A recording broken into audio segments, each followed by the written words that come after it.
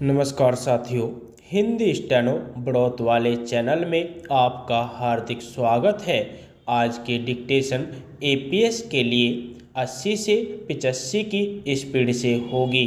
तो आइए शुरू करते हैं। डिक्टेशन शुरू होगी 5 सेकंड बाद।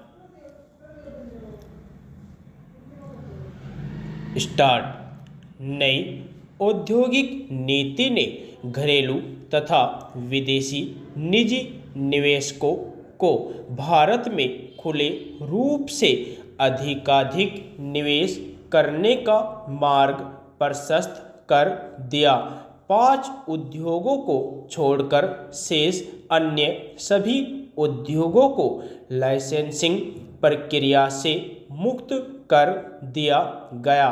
बड़े आकार की फर्मों कंपनियों के क्षमता विस्तार तथा विविधीकरण को सरल बना दिया गया। सार्वजनिक क्षेत्र के लिए प्रारक्षित उद्योगों की संख्या 17 से घटाकर मात्र 3 कर दी गई।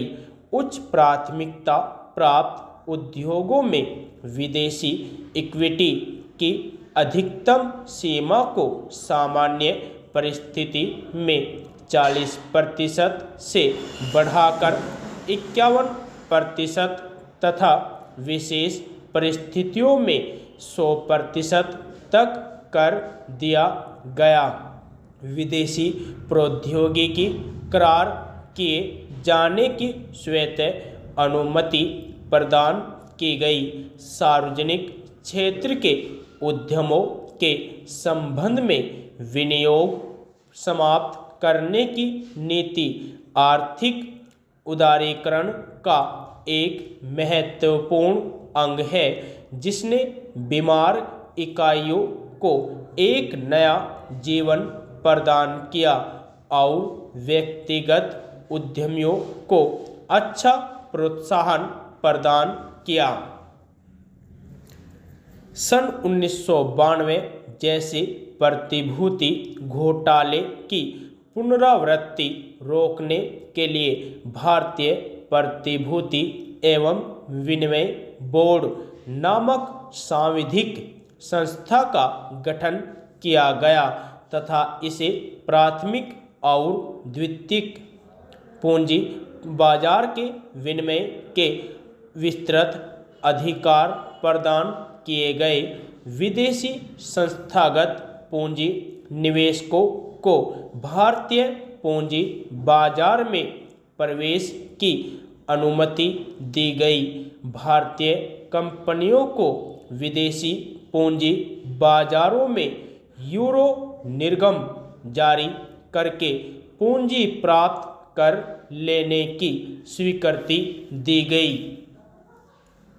वैयक्तिक आयकर, निगम कर, सीमा शुल्क तथा केंद्रीय उत्पाद शुल्क आदि सभी में व्यापक रूप से रियायतें दी गई।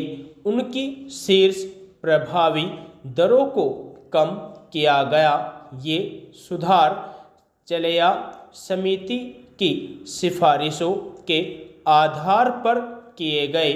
बैंकिंग क्षेत्र को अधिकाधिक पारदर्शी तथा जनता के प्रति जवाबदेह बनाया गया। उनकी लेखांकन प्रणाली को सुधारा गया। उनके पर्यवेक्षण की अधिक सजग व्यवस्था की गई। घाटे में चल रहे बैंकों को केंद्रीय बजट में 10,000 करोड़ से अधिक की सहायता दी गई।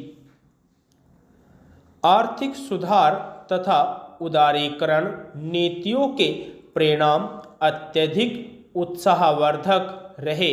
सकल घरेलू उत्पाद की वार्षिक संवृद्धि दर वर्ष 2006-07 में 9.6% के रिकॉर्ड स्तर पर पहुंचने के बाद वर्ष 2007-08 के लिए 9.3% तथा वर्ष 2008-9 के लिए 6.7% रह गई है। वर्ष 2009-10 में आर्थिक विकास की दर 8.6% तथा वर्ष 2010-11 में 9.3% रही, लेकिन उसके बाद से विकास दर में गिरावट का दौर जारी है।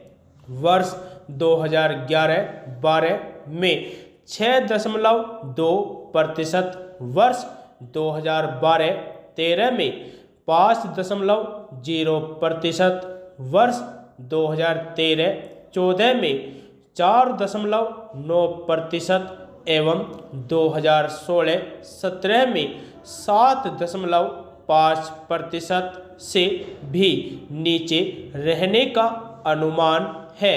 संशोधित आंकड़ों के अनुसार विनिर्माणी क्षेत्र की विकास दर वर्ष 2007-8 में 18.4% के रिकॉर्ड स्तर पर पहुंच चुकी थी। यदि आपको डिक्टेशन अच्छी लगी हो तो हमारे चैनल को सब्सक्राइब करें तथा वीडियो को लाइक व शेयर भी करें। धन्यवाद।